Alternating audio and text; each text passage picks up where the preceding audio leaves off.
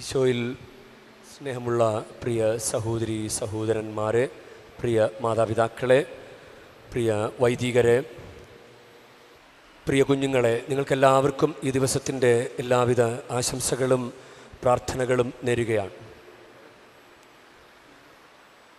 രാവും പകലും തന്നെ വിളിച്ചു കരയുന്ന തൻ്റെ തിരഞ്ഞെടുക്കപ്പെട്ടവർക്ക് ദൈവം നീതി നടത്തിക്കൊടുക്കുകയില്ലേ, അതിന് കാലവിളംബം വരുത്തുക. വളരെ ആശ്വാസം നൽകുന്ന ഒരു വചനമാണ് ഇത്. ലൂക്കായുടെ സുവിശേഷം 18-ാം അധ്യായം 7-ാം വാക്യമാണ്. രാവും പകലും തന്നെ വിളിച്ചു കരയുന്ന തൻ്റെ തിരഞ്ഞെടുക്കപ്പെട്ടവർക്ക് ദൈവം നീതി നടത്തിക്കൊടുക്കുകയില്ലേ. ദൈവത്തിൻ്റെ നീതിയെക്കുറിച്ച് നമ്മൾ ചിന്തിക്കുന്നത് നല്ലതാണ്. വിശുദ്ധ ഗ്രന്ഥത്തിൽ ഒത്തിരിയേറെ തവണ ദൈവനീതിയെക്കുറിച്ച് പറയുന്നുണ്ട്. അവിടെ ഒരു കുഞ്ഞ് ദേവാലയത്തിൻ്റെ മധ്യഭാഗത്തിരുന്ന് കരയുകയാണെങ്കിൽ, ഒരു ചെറിയ കുഞ്ഞ്, എഴുന്നേറ്റ് നടക്കാൻ പറ്റാത്ത അങ്ങനെ ചെറിയ പ്രായത്തിലൊരു കുഞ്ഞ് കരയുകയാണെങ്കിൽ ആ കുഞ്ഞിനെ തനിയെ ആശ്വസിക്കാൻ പറ്റുമോ? ആ കുഞ്ഞിനെ കരച്ചിൽ തനിയെ നിർത്താൻ പറ്റിയല്ല. ആ കുഞ്ഞിൻ്റെ അമ്മ ഓടിച്ചെന്ന് അതിനെടുക്കുമ്പോഴാണ് അതിനാശ്വാസം ലഭിക്കുക. അതായത് ആ കുഞ്ഞിൻ്റെ അമ്മ ആ കുഞ്ഞിനോട് കാണിക്കുന്ന നീതിയാണത്. ഇത് നമുക്ക് ഈ ഒരു കാര്യത്തിൽ തന്നെ നമുക്ക് ദൈവത്തിൻ്റെ നീതി നമുക്ക് മനസ്സിലാക്കാൻ സാധിക്കും. നമ്മൾ പാപികളായിരിക്കെ ദൈവപിതാവ് നമ്മോട് കാണിച്ച നീതിയാണ് യേശുക്രിസ്തു. നമ്മുടെ പാപാവസ്ഥയിൽ നിന്ന് നമുക്ക് തനിയെ കരകയറാൻ പറ്റുകയില്ല, ഒരു രക്ഷയില്ല, തനിയെ നമുക്ക് രക്ഷയില്ല. അപ്പം അത് കണ്ടിട്ട് നമ്മൾ ഇനീഷ്യേറ്റീവ് എടുക്കുന്നതിന് മുമ്പ് തന്നെ ദൈവം ഇനീഷ്യേറ്റീവ് എടുത്തതാണ് കർത്താവായ യേശുക്രിസ്തു. കർത്താവായ യേശുക്രിസ്തു നമുക്ക് വേണ്ടി കുരിശിൽ മരിച്ചത് അതും ദൈവത്തിൻ്റെ, ഈശോയുടെ ഒരു നീതിയാണ്. ഈശോയ്ക്ക് വേണമെങ്കിൽ എനിക്കിപ്പോൾ കുരിശിൽ മരിക്കാൻ പറ്റുകയില്ല എന്ന് പറയാമായിരുന്നു. എനിക്ക് പറ്റുകയില്ല കുരിശിൽ മരിക്കാൻ, അത്രയൊന്നും ചെയ്യാൻ എനിക്ക് മനസ്സില്ല എന്ന് ഈശോയ്ക്ക് പറയാമായിരുന്നു. അപ്പോൾ ഈശോ കാണിച്ച നീതിയാണ്, നമ്മോട് കാണിച്ച നീതിയാണ് അത്. റോമക്കാർക്ക് എഴുതിയ ലേഖനം 5-ാം അധ്യായം 18-ാം വാക്യം, അങ്ങനെ ഒരു മനുഷ്യൻ്റെ പാപം എല്ലാവർക്കും ശിക്ഷാവിധിക്ക് കാരണമായതുപോലെ ഒരു മനുഷ്യൻ്റെ നീതിപൂർവകമായ പ്രവൃത്തി എല്ലാവർക്കും ജീവദായകമായ നീതീകരണത്തിന് കാരണമായി. അത് ഒരു മനുഷ്യൻ, അത് ഈശോയാണ്. ആ ഒരു മനുഷ്യൻ്റെ നീതിപൂർവകമായ പ്രവൃത്തി എല്ലാവർക്കും ജീവദായകമായ നീതീകരണത്തിന് കാരണമായി. അപ്പോൾ യേശുവിൻ്റെ നീതി, ദൈവത്തിൻ്റെ നീതിയാണ് യേശുക്രിസ്തുവെങ്കിൽ യേശു നമ്മോട് കാണിച്ച നീതിയാണ് കുരിശുമരണം.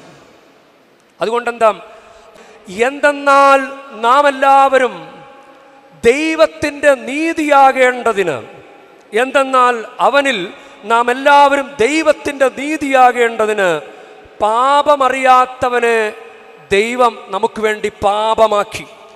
പാപമറിയാത്തത് ഈശോയാണ്. പാപമൊഴികെ മനുഷ്യർക്ക് സദൃശ്യമായിട്ടുള്ളവൻ.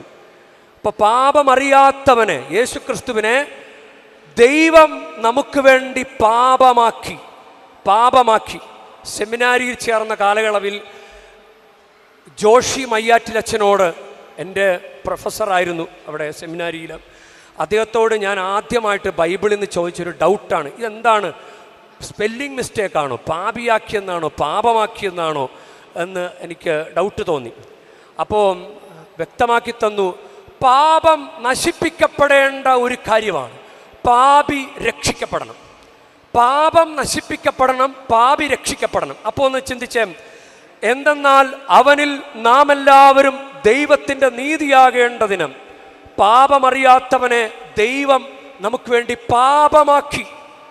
യേശുക്രിസ്തുവിനെ നമുക്ക് വേണ്ടി പാപത്തെ പോലെ ആക്കി, അതായത് നശിപ്പിക്കപ്പെടേണ്ട ഒരു കാര്യത്തെ പോലെയാക്കി, കുരിശിൽ മരിക്കേണ്ട ഒരു കാര്യമാക്കി മാറ്റി. ഇപ്പോൾ ദൈവപിതാവിൻ്റെ ഇനീഷ്യേറ്റീവാണ്. നമുക്ക് കുമ്പസാരത്തിലൂടെ ദൈവം പ്രസാദവരം തരുന്നുണ്ട്. അത് ദൈവത്തിൻ്റെ ശക്തിയാണ്. പ്രസാദവരം എന്ന് പറഞ്ഞു കഴിഞ്ഞാൽ നമ്മുടെ ആത്മരക്ഷയ്ക്ക് വേണ്ടി ഈശോ മിശിഹായുടെ കുരിശ് മരണത്തിൻ്റെ യോഗ്യതയാൽ പിതാവായ ദൈവം നമുക്ക് നൽകുന്ന പ്രകൃതിക്കതീതമായ നന്മയാണ് പ്രസാദവരം. ഈ പ്രസാദവരം കിട്ടാൻ ഇപ്പം നമ്മൾ കുംഭസാരത്തിന് 5 കാര്യങ്ങളില്ലേ, 5 കാര്യങ്ങൾ, നല്ല കുംഭസാരത്തിന് വേണ്ട കാര്യങ്ങൾ 5. അതുപോലെ ഞാൻ ചിന്തിക്കുകയാണ്, പ്രസാദവരം, കുംഭസാരത്തിലൂടെ പ്രസാദവരം കിട്ടാൻ 2 കാര്യങ്ങൾ സംഭവിക്കണം. ഒന്ന്, നമ്മൾ കുംഭസാരിക്കണം. കുംഭസാരിച്ചാലല്ലേ കിട്ടൂ.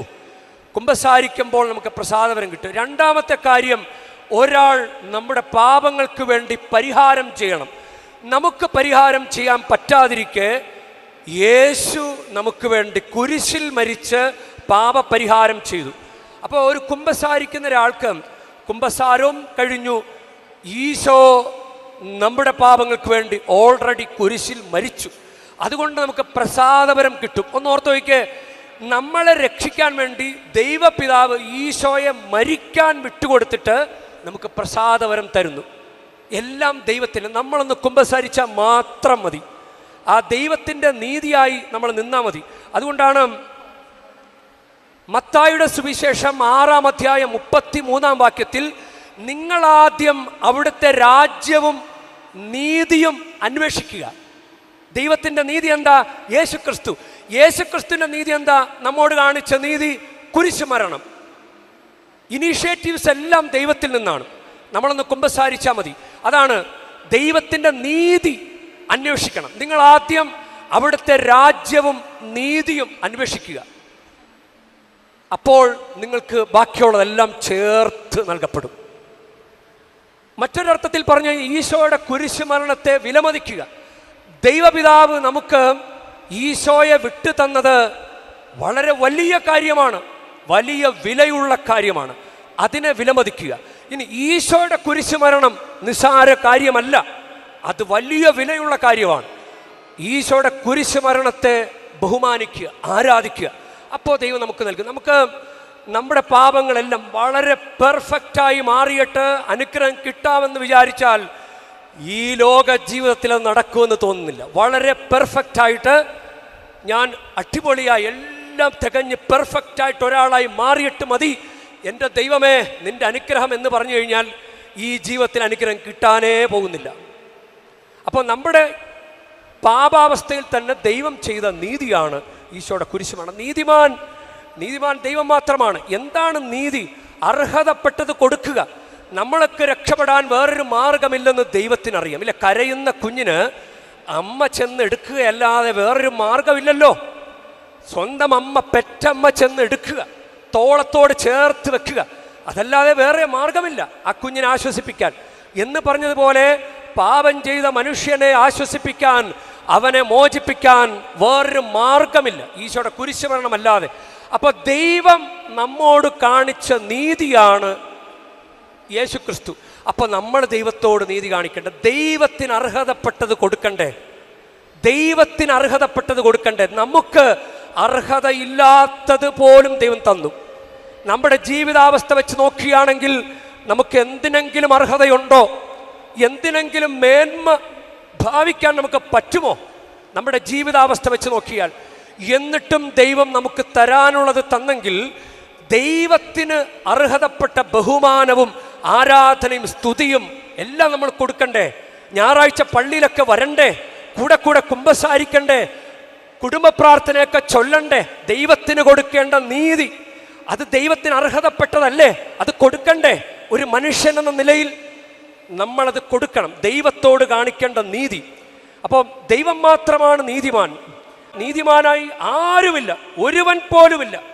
ദൈവത്തെ അന്വേഷിക്കുന്നവരുമില്ല എന്നൊരു വേദനയോടെ ലേഖനത്തിൽ പറയുന്നുണ്ട്. ദൈവത്തെ അന്വേഷിക്കുന്നവരുമില്ല. പ്രിയ സഹോദരങ്ങളെ, മൂത്ത മകൻ ഇല്ല, ധൂർത്തപുത്രൻ്റെ കഥയിൽ മൂത്ത മകൻ വല്ലാത്തൊരു തെറ്റാണ് ചെയ്തത്. കാരണം ദൈവപിതാവ് ഇളയ മകനെ ബഹുമാനിച്ച് ആദരിച്ച് കൃപാവരം കൊടുക്കാൻ മുന്നിൽ കൊണ്ടു നിർത്തിയിരിക്കുക. ആ ഒരു കാര്യത്തെയാണ്, ആ ഒരു പ്രവൃത്തിയെയാണ് മൂത്ത മകൻ വിമർശിച്ചത്, തെറ്റായി കണ്ടത്. ഞാൻ എത്ര നാളായി നിൻ്റെ കൂടെ നിന്നത്. ശരിക്കും ഒരു പാപിയെ ദൈവപിതാവ് ബഹുമാനിക്കുന്ന ബഹുമാനം കണ്ട് ആ ധൂർത്തപുത്രനോട് ദൈവപിതാവ് കാണിച്ച ബഹുമാനം എല്ലാം കൊടുത്തില്ലേ?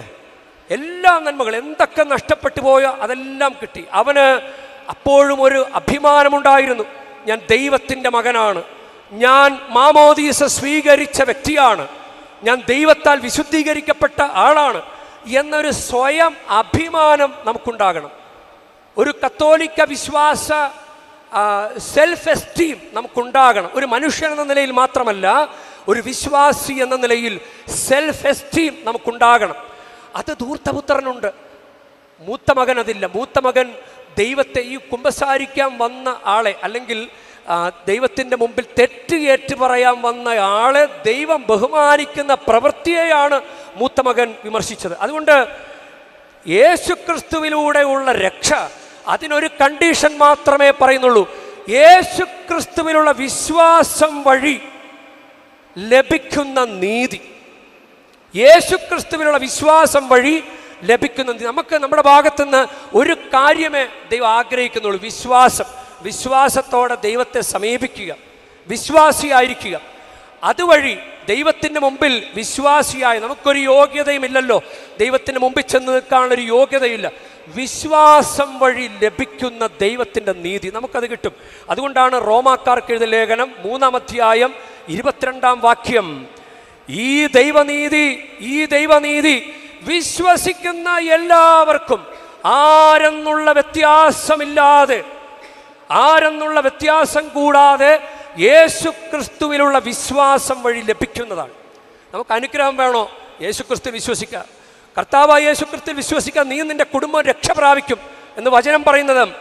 അത് അകത്തോലിക്ക വിശ്വാസിയാകട്ടെ, മറ്റു മതത്തിലുള്ള ആളാകട്ടെ, യേശുക്രിസ്തുവിലുള്ള വിശ്വാസം വഴി അത് ആരെന്നുള്ള വ്യത്യാസം കൂടാതെ ലഭിക്കുന്നതാണ് ഈ ദൈവനീതി. ദൈവനീതി എന്താ? ഇന്നത്തെ സുവിശേഷത്തിൽ നമ്മൾ കേട്ടത്, രാവും പകലും തന്നെ വിളിച്ച് കരയുന്ന തൻ്റെ തിരഞ്ഞെടുക്കപ്പെട്ടവർക്ക് ദൈവം നീതി നടത്തി കൊടുക്കുകയില്ലേ?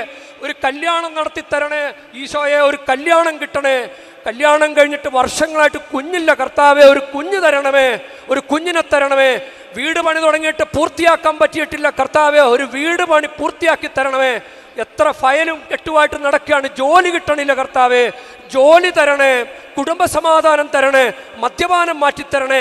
ഇങ്ങനെ നമ്മൾ പ്രാർത്ഥിക്കുന്ന തിരഞ്ഞെടുക്കപ്പെട്ടവർക്ക് ദൈവം നീതി നടത്തി കൊടുക്കും. ദൈവം അത് തരും. യേശുക്രിസ്തുവിനുള്ള വിശ്വാസം വഴി, യേശുവിൻ്റെ കുരിശുമരണത്തെ ആരാധിക്കുന്നത് വഴി ദൈവം അത് നമുക്ക് തരും. അതാണ് ബൈബിൾ പറയുന്നത്. കാലവിളംബം വരുത്തുമോ? അതിനെ കാലവിളംബം എന്ന് പറഞ്ഞാൽ എന്താ? കാലവിളംബം എന്ന് പറഞ്ഞു കഴിഞ്ഞാൽ കാലതാമസം വരുത്തുമോ? ദൈവം കാലതാമസം വരുത്തുകയില്ല. ദൈവം കാലതാമസം വരുത്തുകയില്ല. നിങ്ങൾക്ക് വേണമെങ്കിൽ ഒന്ന് പരീക്ഷിച്ച് നോക്കാം. വരുന്ന മാസം 25-ാം തീയതി ക്രിസ്മസ് അല്ലേ, ഈശോയുടെ ബർത്ത്ഡേ അല്ലേ, 2024 ബർത്ത്ഡേക്ക് നിങ്ങൾക്ക് ധൈര്യമുണ്ടോ ഒരു സമ്മാനം ചോദിക്കാൻ?